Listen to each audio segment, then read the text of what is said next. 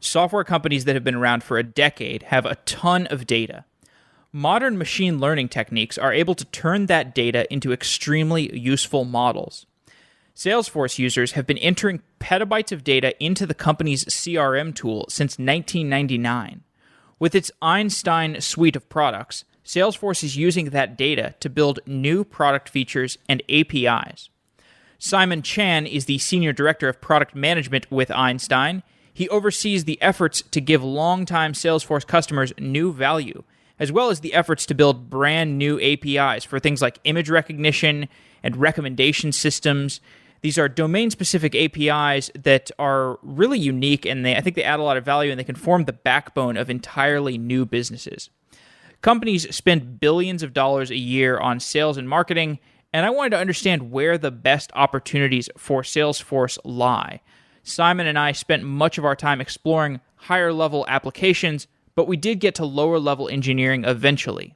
There are 600 episodes of Software Engineering Daily, and it can be hard to find the shows that will interest you. If you have an iPhone and you listen to a lot of Software Engineering Daily, you might want to check out the Software Engineering Daily mobile app in the iOS App Store. You can access every episode of Software Engineering Daily, and we give you recommendations based on the ones you've already heard. So you've probably passed over some episodes that you might like. We can give you recommendations on those. I hope you like it, and if you have any feedback, send me an email, jeff@softwareengineeringdaily.com. You can also talk to the creators of the Software Engineering Daily app. They are actively looking for feature suggestions. You can find them in the Slack channel. The creators, Craig and Keith Holliday, valued members of the Software Engineering Daily community, and you can find that Slack channel at the softwareengineeringdaily.com website. I hope you like this episode.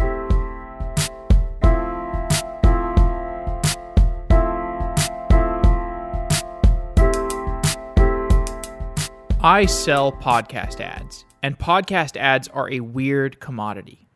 Many of my potential customers are not actively looking for podcast ads, so I have to reach out to them with a cold email.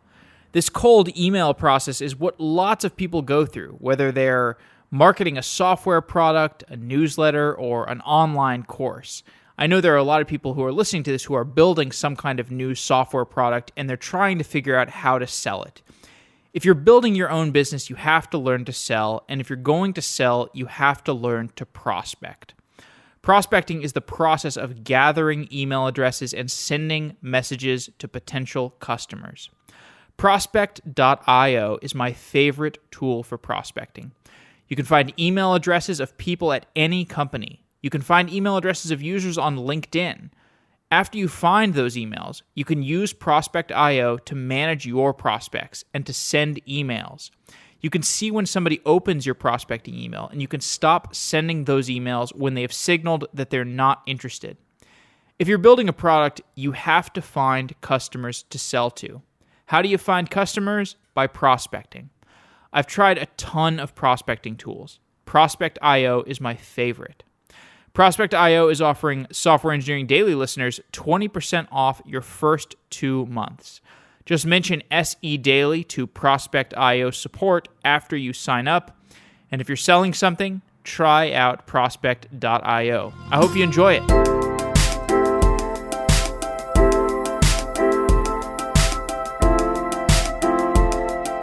Simon Chan is the Senior Director of Product Management with Salesforce Einstein. Simon, welcome to Software Engineering Daily. Hi, Jeff. Thanks for having me here. Yes, it's great to have you. Now, I think of the term artificial intelligence as, in many contexts, a higher level version of machine learning. It's the productization of machine learning products. And maybe you agree with that. You probably agree with it to some degree.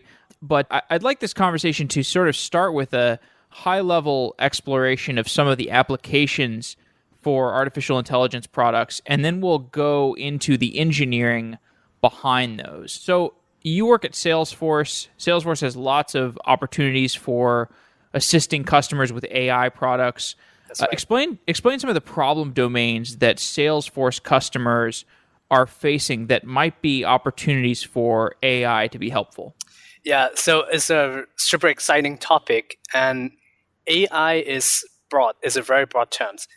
50 years ago or even longer, people start exploring the idea of AI, And at first, we think AI is the way to simulate humans, to replace humans. Essentially, a lot of like creepy machines, they try to do what humans can do. And that's the beginning of AI. And right now, nowadays, a lot of businesses applied AI to make customers more successful, to improve the products, to make things more intelligent. And Salesforce, of course, customers is very important to our success, and we applied AI to make it happen. So the focus of AI in Salesforce is in CRM. And I joined Salesforce about a year and a half ago through the acquisitions of my company, Prediction.io. In a company, we built a very sophisticated machine learning server. And after I joined Salesforce, I'm increasingly amazed by how broad the scope of CRM is. And I can see companies use Salesforce products in the entire customer success journey, from marketing to prospecting to manage the lead. If you're not familiar with what leads is, essentially the opportunities, like the step before becoming opportunity to buy your product or services. So people use Salesforce to manage the lead and to support customers, to sell them products, upsell, cross-sell, to do customer analytics in different channels. So in email, in mobile, even in connected apps, social media, and all this. Salesforce is helping customers basically in every single touch point, and applying AI in this whole platform, in this whole ecosystem is super exciting. There are a lot of opportunities we can explore. We can make the day-to-day work smarter and more intelligent.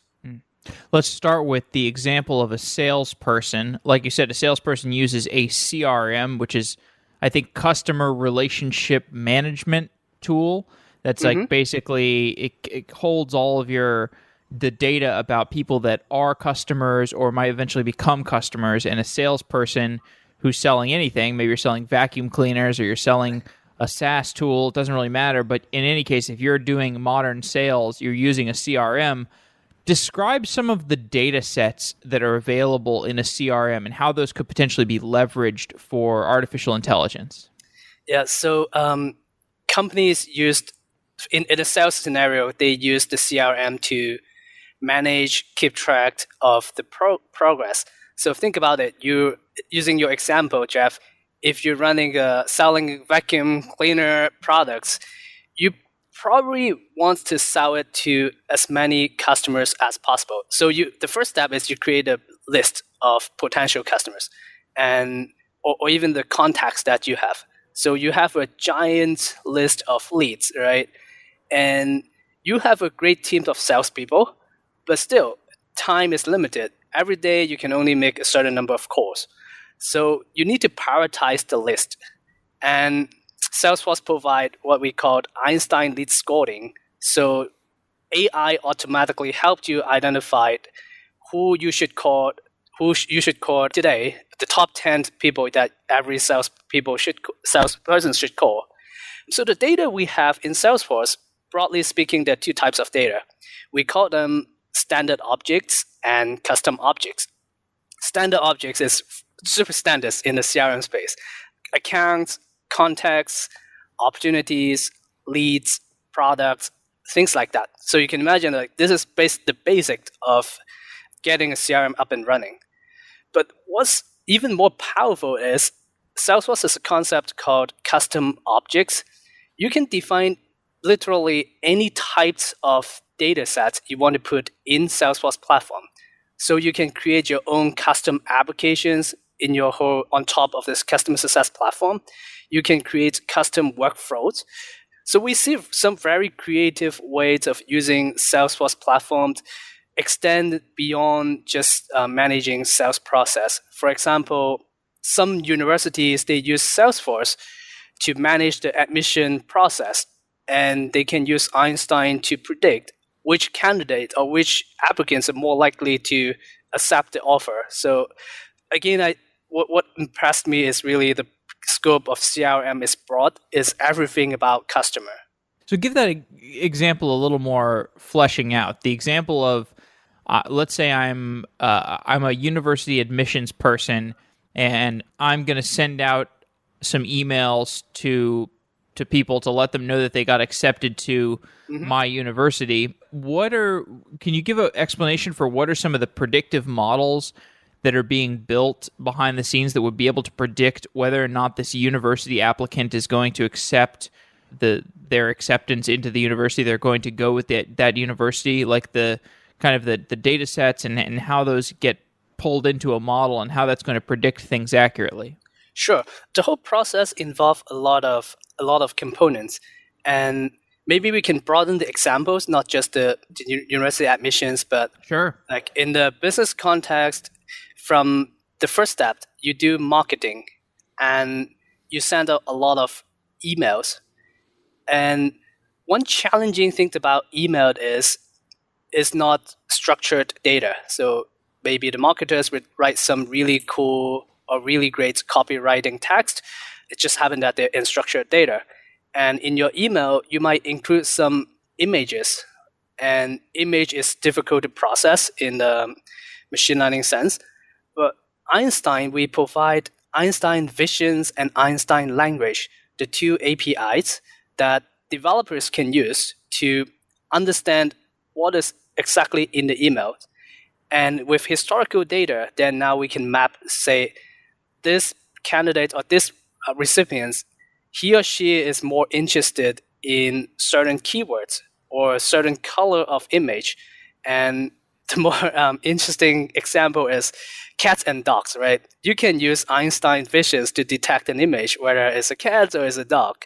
Some people love cats a lot more, like me myself, and some people will respond much better to dogs.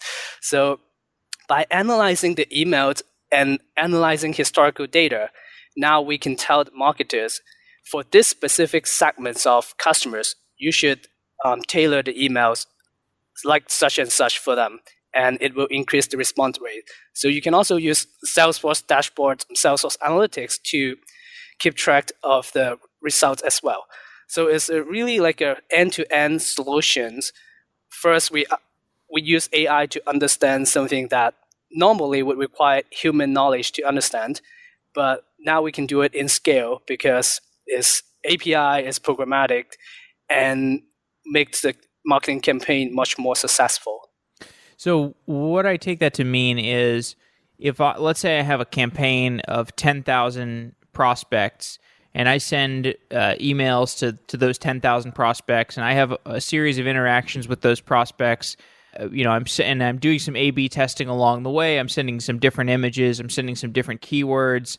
I'm just trying to sell all of them vacuum cleaners. And at Mm-hmm. the end of that, maybe I sell vacuum cleaners to 500 of them. Yep, And then in that sense, I have a labeled data set because I've got 500 leads that have converted into people that have actually purchased vacuum cleaners. And that's correct. I've also got probably a bunch of people who dropped off along the way, like people who maybe I had a phone call with them and I tried to sell them a vacuum cleaner, and I can enter it into my CRM that, okay, this person, like, I made a little progress with them, but they ended up backing out. And I think where this takes us is machine learning, or it's many of the machine learning techniques that have been popularized recently are very useful for finding correlations along unstructured data, as long as that data is labeled. So could you explain a little bit more about what is going on under the covers to build the models that properly can do those predictions? Like how is that unstructured data being framed in a way that the labeling on that unstructured data can be interpreted as a predictive model? Yeah, sure. So when we build AI on Salesforce, we take advantage of one very important fact. Data is already ready on Salesforce platform. So think about it. If you run a company selling vacuum cleaner, your sales teams is running the day-to-day operation on Salesforce. And the data, the customer data, the product data, leads, the conversion is all cleanly available on Salesforce platform. So it forms a really important foundation to build accurate machine learning predictive model. And on top of that, we want to understand a number of things. One is customer. An example is marketer can use Einstein segments to uncover clusters of related customers, and you can target them in a personalized and effective way. So understanding customers is important. Secondly, we already made an example about understanding the content or the product, like the email content or the products that you're selling with visions, with language understanding. The machines can extract valuable information from just an image or even from like a voice audio files to understand the context of a conversations or to understand the deeper attributes of your product. So now you understand your customers, you understand your products, and Salesforce has the data, historical data, as the label point say, this types of customers love this kind of product. And this is all powerful data sets as a foundation to build machine learning model. In machine learning techniques, training data set is very important. So just like you said, Jeff, you need to feed the machine learning algorithms with successful examples and better not successful examples as well. So we call them label. And with this kind of data, then you can make accurate predictions. And with predictions, you can make smarter decisions.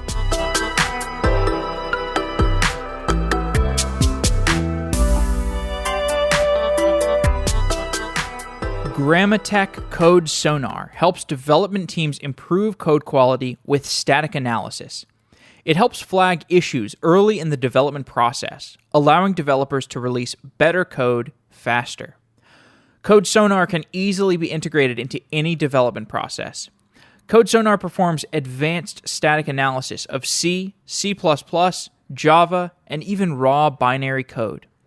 Code Sonar performs unique data flow and symbolic execution analysis to aggressively scan for problems in your code.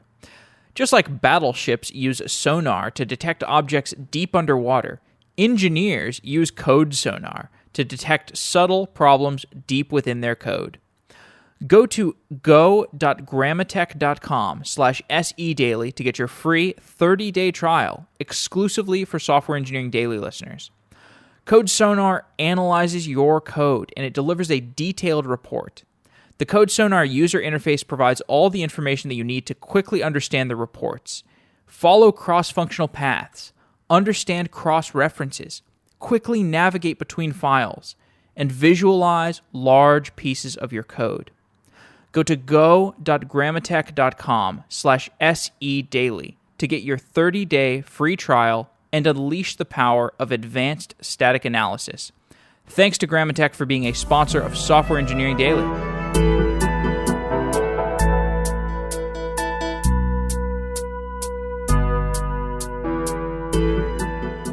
So there's also these APIs that developers can use that I know are being built for that's the Salesforce Einstein. That's actually the thing that got me kind of excited about this. I've been doing, some shows about different APIs. Like I've done shows about Twilio and Stripe, and APIs are really exciting to me as a developer because I don't want to write yet another image recognition service. I would much rather leverage higher level APIs and stitch these together to build interesting futuristic applications.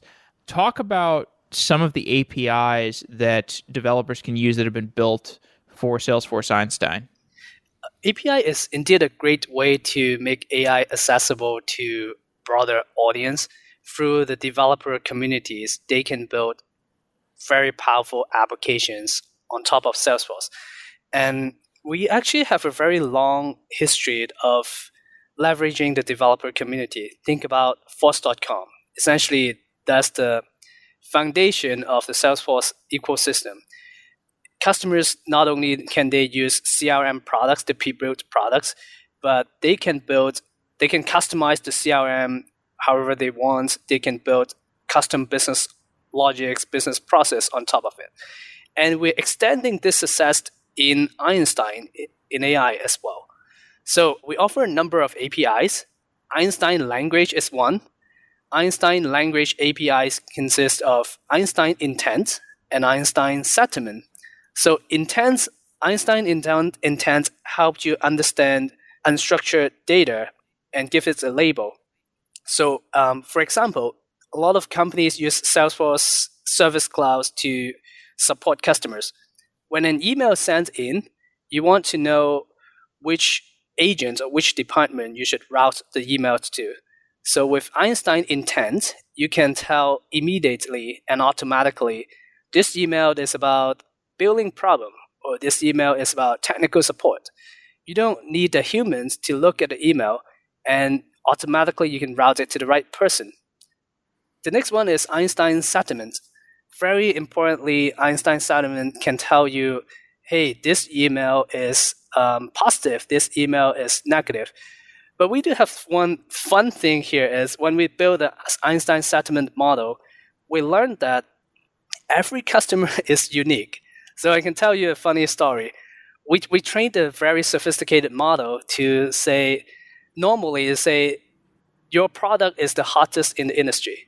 It is a very positive comment, right? You get the hottest products on the market. But there's one customer, they sell air conditioner. So your product is the hottest on the market is not that great in that context.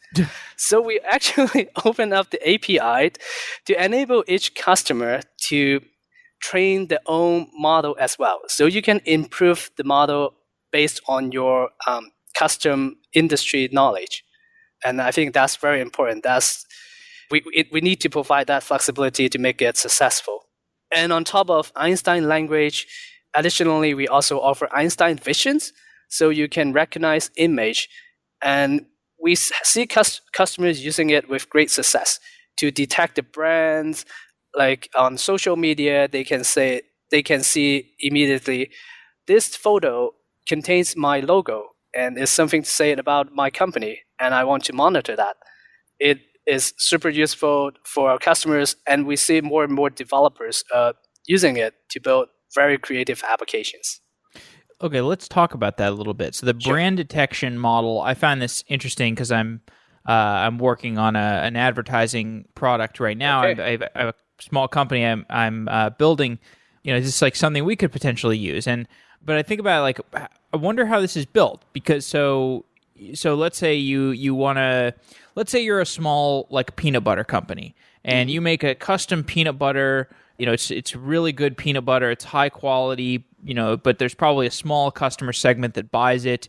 You don't know who those customers are because it's at stores all across the world. And so, but people are taking pictures of it. Maybe they're making a peanut butter and jelly sandwich and they take a picture of it and they put it on Instagram, and that's like something that you want. So maybe you've got some crawler going over Instagram posts and looking for pictures of your peanut butter. But how do you train that model? Like, if I'm just a random peanut butter company, how am I using a brand detection API? Or maybe you could just talk more broadly about how that model is trained, how that specific API, the brand detection API, the idea that I can upload a photo or call an API on a photo and be able to detect brands within that. How is that built? You need to give the machine a lot of examples, and you don't want to give the machines the perfect examples. Like, of course, you can send the perfect logo to it and say, hey, this is the peanut butter logo. But what we really want is photo that is not so perfect. Like, the peanut butter logo appears in just one on the table in a messy dining table in the house. That's what we want. And with that table, you label it, say, hey, this particular area is peanut butter. And even better, you don't need to label it. You can just submit thousands of photos with that peanut butter jar and say, hey, the peanut butter jar is within this photo. Figure it out, the metrics, figure it out how you want to detect it. So behind the API, we have deep learning technology. We spend a lot of resources, a lot of time to invest to invent new edge cutting technologies to detect this kind of logo. And so developers, they don't need to worry about which algorithm we're using, but what they need to worry about is, how do I find more examples to tell Salesforce Einstein, hey, this photo we have peanut butter jar, and this photo we don't have peanut butter jars, and then you can figure it out. So we have underneath behind the API, we have some what we call global model with pre-trained data set. So we train the model to detect that this particular area is likely to be a logo, and we trained it with some existing information that we have. But for smaller companies or for new products, you can submit your own data through the APIs to Salesforce Einstein, and the deep learning engines will train based on your data automatically. And the API will provide an endpoint for you to query the result. So by querying the result, it means that you submit the image through the REST API or through pointing to locations, and then we can return the result with some confidence score to say 80%, we're 80% confident that it's a peanut butter jar, or it's like 60% we're confident that it's a peanut butter jar, but we're 70% confident that it is something else. So it's not an absolute prediction to say normally prediction doesn't come with like 100% accuracy, but we make the best estimation, best predictions through the data endpoint result. Developers can decide how they used it. Right, and it sounds like if you have some kind of curation endpoint, then you can also continuously improve the model over time. That's correct. Yeah. And you can sometimes we learn new models periodically, and sometimes we update the model in real time. So it really depends on the use case. In the image recognition case, we don't see the need of real-time updating the model, but sometimes, like for example, security or other areas, then we see that we actually need the model to be updated in real time. So I have a photo sharing app, like I said, that I'm building, and just assume it's Instagram. And I know that Einstein also has this recommendation system, this recommendation API. So like, let's say I want to use this recommendation API to rank my feed of photos. Like there's a corpus of photos, and some number of those photos are going to be displayed to certain users. I mean, I like this idea of just having a recommendation system as an API, because who wants to build yet another recommendation system? This has been done so many times. So explain how I would leverage an API to be able to build a recommendation system. That's a perfect example, because in my previous research, my understanding is a lot of recommendation algorithms, they're not good at handling images. They might be good at handling content, news, text, recommendation, or they may be good at looking at historical behavior, and then based on collaborative filtering algorithms, then they make recommendations. But image, photo sharing is a very tricky example. But thanks to Einstein Visions, now we can extract very valuable information from image automatically. So in an Instagram example, you upload an image. Einstein Visions can classify the image, can detect what is in the image, can detect how many of such objects are in the image. So let's say you upload a cat photo. I always like to use the cat example because I have 2 cats at home. So Einstein Visions can classify that. Okay, this is like a casual daily life photo, and there are cats in it, and not only that, there are 2 cats in it. Now we understand products, right? Products means the photo in this case. The next step is we need to understand the users or the customers, usually in Salesforce context. Understanding customers means we want to understand what will attract their attentions. So based on previous photos that you share, or based on the previous photo that you like, you browse more, with all this information, we can build a really decent graph about each customer. And not only that, we can cluster customers, say, you are similar to this other 50 people. And because they like this cat's photo, it's a new cat's photo, even though you didn't tell us you like it, but we think that you may like it. so we can recommend that photo to you. So back to the basics of recommendation of machine learning is really about understanding the product, understanding customers, and find correlation between product to product, customer to customers, and customer to products. I see. Can you talk more about what's going on in the back end with this kind of API? Like when I'm using it, like what's going on under the covers? Yeah, that's my favorite topic, actually. Good. Salesforce acquired my company, Prediction.io, and Prediction.io is a very popular Spark-based machine learning server. And the technology behind, we focus really on production scale and scalability. And when we train the model, it's all distributed. When we serve the model, it's elastic, it's scalable. And when we built Einstein platform, we got a lot of inspiration from the technology that we have built in the past. One thing that is unique in Salesforce is multi-tenant, meaning when you're one single company, you're building the model for yourself. You just focus on your one specific data set. But Salesforce, we have 200,000 customers and more. And we want to be the personal data scientist for every single company. It's not just for one company, but every single one of them. We want to take the heavy lifting for them.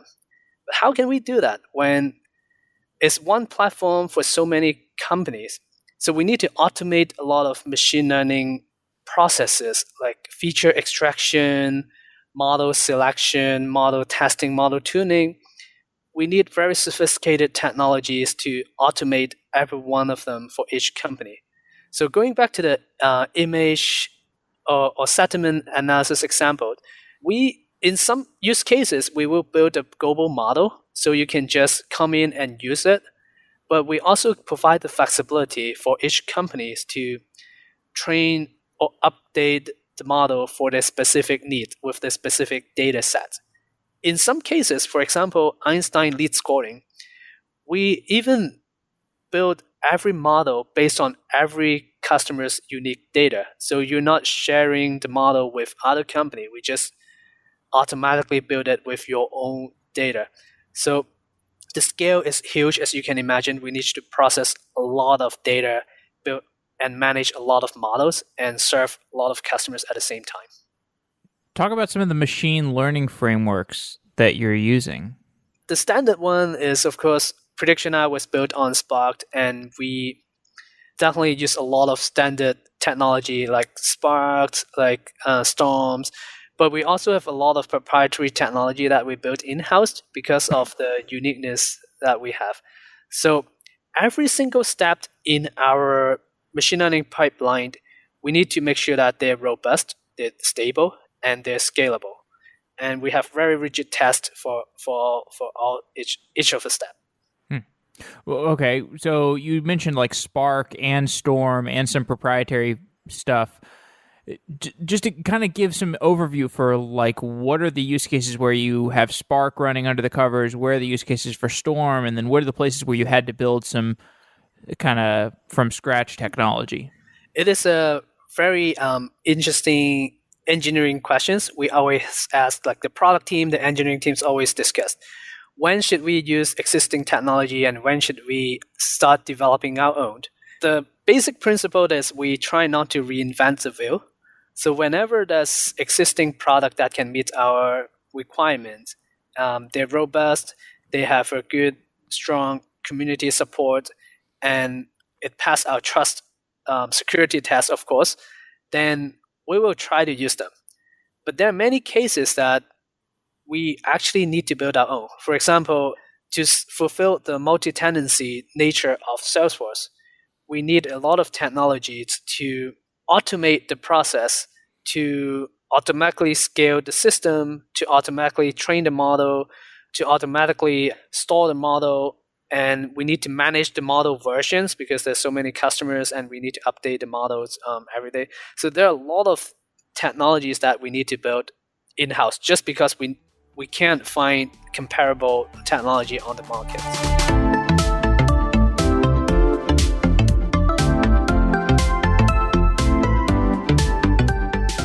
If you want to start a podcast, check out Podsheets.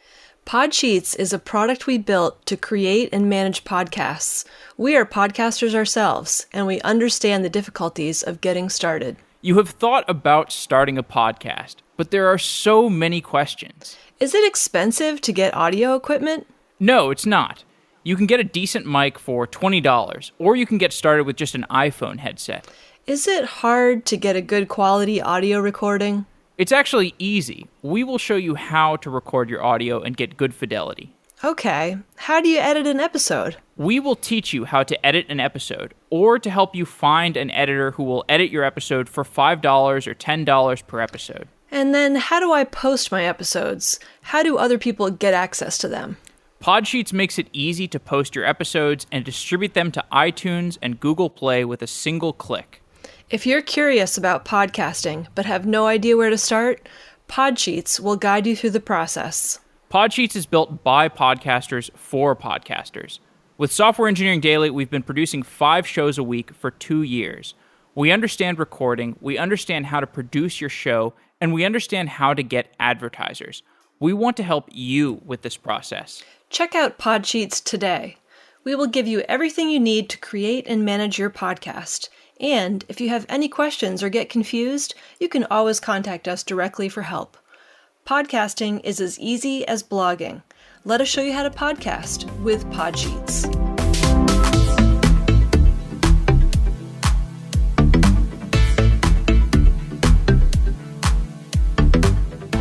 Okay, so, well, just diving into this a little bit more. So I did some shows about Spark a while ago, and I did some shows about Storm, and you can correct me if I'm wrong. I don't remember it super well, but my recollection is like Spark is really good if you have this big data set that you want to pull into memory. You want to have a working set in memory, and you just kind of want to perform a bunch of different operations, like a series of operations on this, and you just keep it all in memory at the same time, as opposed to the pre-Spark days where you kind of had like a series of Hadoop jobs, and every time you run a Hadoop job, it checkpoints to disk, and that creates a lot of latency as opposed to just having everything in memory with Spark.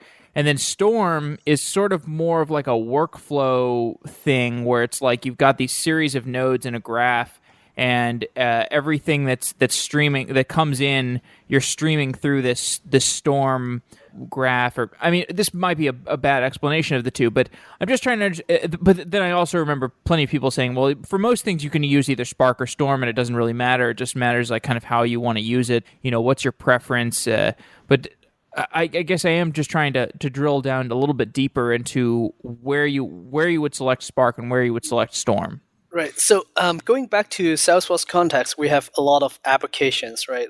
Different business lines. For example, we have sales, service, marketing, commerce, analytics. And beyond that, we also have IoT and other stuff. Einstein covers all these grounds. So there are different data science team building solutions for different product lines. Sometimes we need really fast real-time processing. For example, in the IoT case, the device data comes in and you want to process them immediately. You can't even afford to have the micro batch latency. So you need real-time processing. So in these areas, maybe technology like Storms will be better. Yeah. In some other areas, we focus more on how well you can maintain the software code, how well you can share the code, reuse the code. Then maybe the technologies that the team's more familiar with, like Spark and other micro batch or batch processing technologies, will be more suitable. So we don't have a clear cut to say, hey, we're a Spark shop or we're a Storm shop. It really depends on the applications and the teams. We also move fast. As I said, we're not like only stick to only what's available on the market. In some teams, we just have to develop our own internal technologies to fulfill the need. Do any examples come to mind of when you had to build something? So in my team, we focus a lot on the scalable data science side. So we use a combinations of existing technologies and technologies that we built to automate the process. And I think this is one very interesting data science problem people normally don't find in other places is you have so many customers and you need to automatically extract information, build a model for them, and manage the models. So model management is one area that we invest a lot of resources into. We can get into more of the details, but I can tell you that this is really one area that we attract a lot of talents to work in the company because this problem is challenging and is so unique, but at the same time you can bring, if you can achieve that, it will bring a lot of impacts to the world. A lot of people, a lot of AI practitioners, we want to make AI more accessible to customers. And I think in Salesforce, this is truly the place where when you build one solution, let's say you build Einstein lead scoring, you build one application and 100,000 customers can use it, which impact each of them have a lot of customers. So we're building a platform, Einstein platforms, where you can build one application but used by a lot of companies. Yeah, okay. I really want to dive into the orchestration and scaling of machine learning models because we touched on this a little bit in a show I did with Matt Zeiler from Clarify, and he was talking about how I think their typical way that they like let's say you have a model that you've trained and you deploy it to a container, a Docker container, and I think they use Kubernetes, so a Docker container running on Kubernetes. And then, but the problem with that is like you have new examples that come in and you want to update the model. So, okay, are you updating the model in real time? No, like we update the model. I think what he said was you update the model offline and then, eventually you spin up a new container and then, gradually shift the traffic from the old model to the new model. But that was with that was like a simplified example, and there are lots of caveats, and it sounded like a really interesting problem, basically this intersection of, like you said, model management and server orchestration. So could you talk about that in a little more detail? Does that explanation I gave, does that sound consistent or similar to what you do? Yeah, so let's go back to the idea of AI processes or machine learning technology. In my view, there are several areas that required a lot of computation resources. We start with training, right?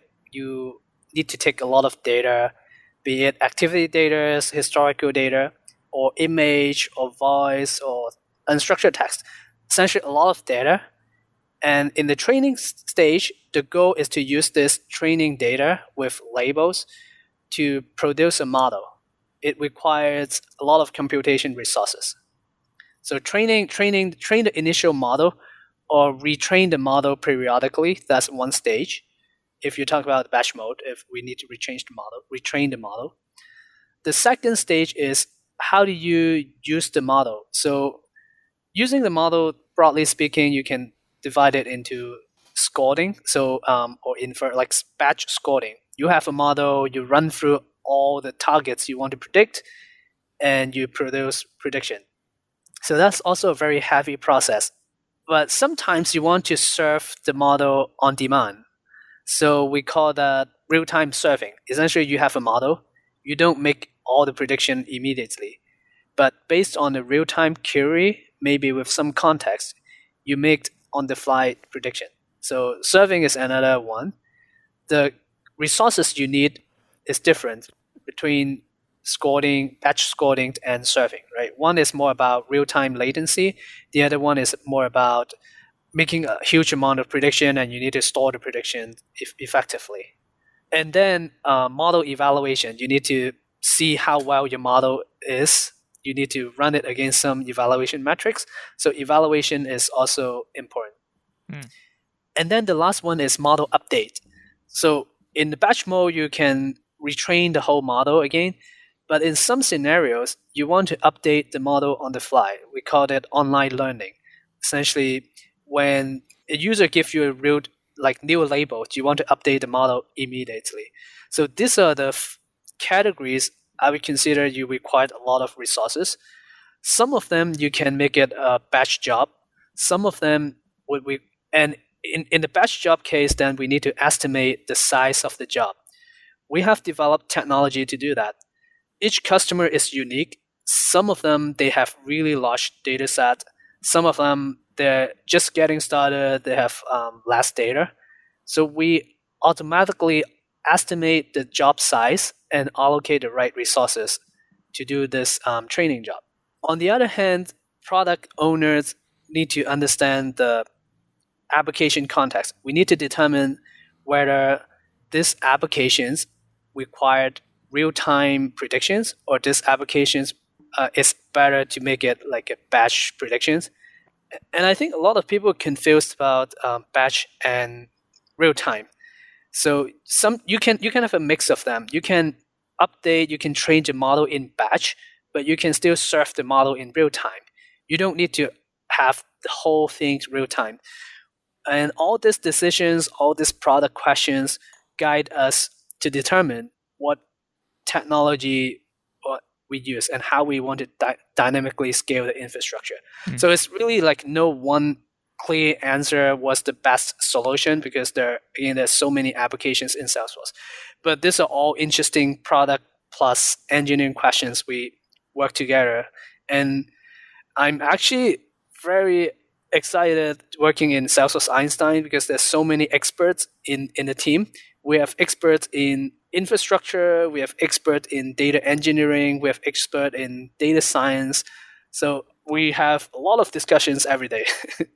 Interesting. Okay, so what about the scaling and orchestration with regards to the larger server capacity planning? So, you've got all these models that you're building for customers, and new models are being spun up all the time. New customers are coming in. You're scaling up. You're scaling down. Mm-hmm. How does that relate to like this overall server capacity planning? Where is the pool of servers that you're accessing, and how do you kind of predict how much resources you're going to need available just in case of spikes and whatnot? Einstein runs on Salesforce trusted multi-tenant cloud, and it includes both proprietary and Amazon AWS infrastructure. So sometimes we just leverage existing technology to scale. AWS is an example. In some areas, we have our own scalable technologies in our data center. So it's a mix of them. Now, okay, you mentioned something interesting there because the AWS stuff. So I think what excites me about Einstein is that it's a higher level API. So we've kind of have lower level APIs right now. Like I think of just image recognition, simple image recognition API. What is in this image? That's I think of that as a kind of a lower level API. So it's something that's really good for Google to do. For example, Google has been doing image search for a really long time. But there's plenty of room for people to come in with higher level APIs that are built on top of the lower level API. So I'm curious if there are any APIs from other cloud service providers that you're leveraging, because again, I think Salesforce is kind of in this position where you kind of have a higher level customer base. It's almost like sort of why Salesforce. I know Salesforce has some platform as a service products, but I think of it as the same mentality of why Salesforce is more about SaaS than PaaS. It's a very good observation. We do have different layers of offerings to developers. If you look at the history, not history, but like existing offerings outside AI, we have pre-built applications, Sales Cloud, Service Cloud, pre-built applications. The reason we call them pre-built is because they're all customizable. You can go to the setup page as a Salesforce developer or administrator. You can go to the setup page and drag and drop, point and click. You can customize it however you want. In another layer, we have Visualforce, we have Force.com, enterprise developer platform, right? With a mix of some code or scripting language with some visual tools, then you can build more customized applications. And then going down to the next level, we also have Hiroko. Hiroko is essentially an environment just slightly on top of the AWS infrastructure. developers has all the flexibility. We call it like the high code environment. You can write your own code, you can deploy applications, you can select what database you use like Postgres, you can select what messaging system you use like Kafka. So you can get to really like deep details developer choices. And I think we are offering something similar in Einstein. You go down to the level of APIs. We have image, we have language APIs. So developers have all the flexibility to use these endpoints and create their own custom AI applications. Going up a little bit, we also have pre-built applications. For example, like Einstein lead scoring or predictive audience. These are the applications you can use. You just click one button and you enable it. But at the same time, you can also customize it. And in between, if you have some custom data, you want to customize it, the API also provide the flexibility for you to tune the model with your own data. Like I gave an example about the sentiment. Your sentiment analysis may be very different from other industry, and you want to customize it. So we give this flexibility. Customers are important to Salesforce. Developer ecosystem is also very important, and we try to give them different flexibilities to solve the problems.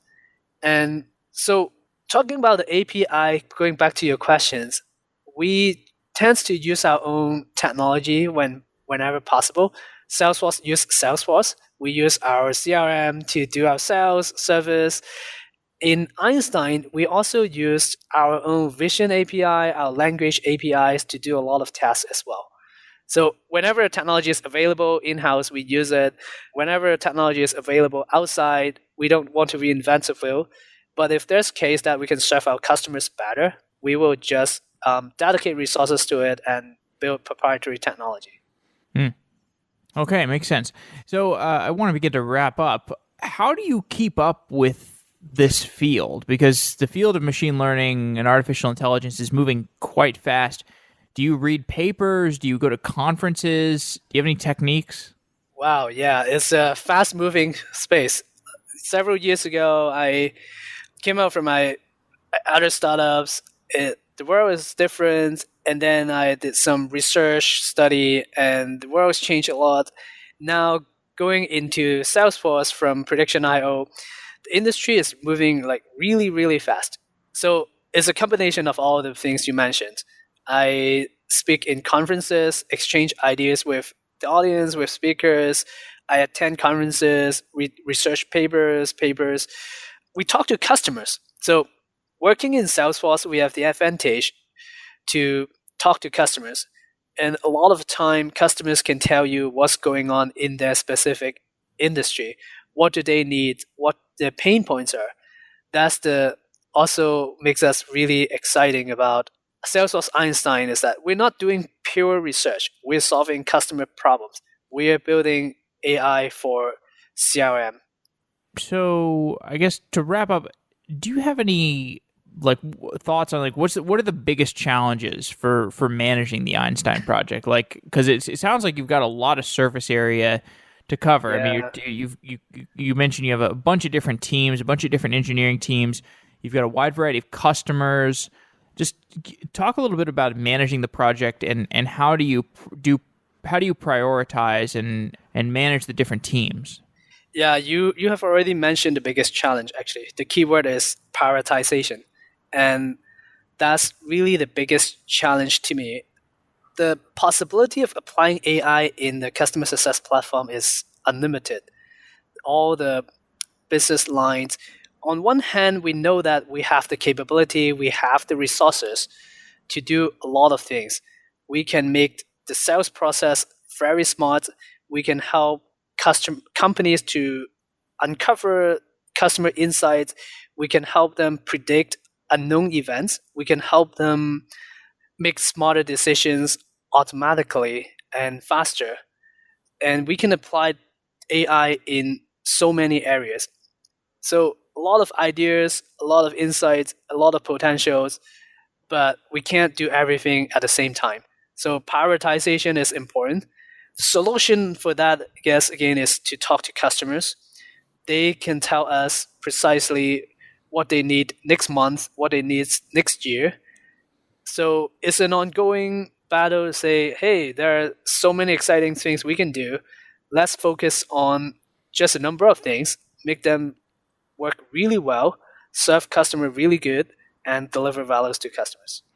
All right, Simon. Well, it's been great talking to you about Salesforce and Einstein and all the stuff you're doing there. I look forward to seeing what comes next. Thank you, Jeff. It's very exciting space, and I hope that we'll provide a lot more information about Einstein. So stay tuned to our new offerings. Okay, thanks. Thanks to Symphono for sponsoring Software Engineering Daily. Symphono is a custom engineering shop where senior engineers tackle big tech challenges while learning from each other. Check it out at symphono.com/sedaily. That's symphono.com/sedaily. Thanks to Symphono for being a sponsor of Software Engineering Daily for almost a year now. Your continued support allows us to deliver content to the listeners on a regular basis. Wow.